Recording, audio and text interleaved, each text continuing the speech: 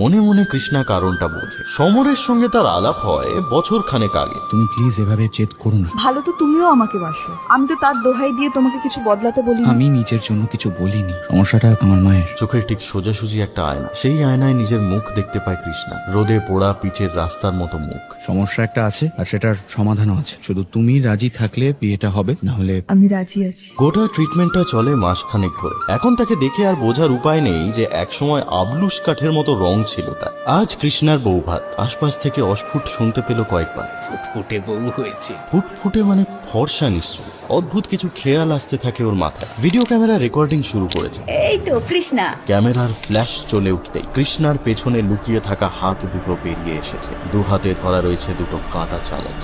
মুহূর্তে অলকা সান্যালের সামনে গিয়ে দাঁড়িয়ে মহিলার চোখ লক্ষ্য করে চালিয়ে দিয়েছে ধারালো কাঁটাগুলো।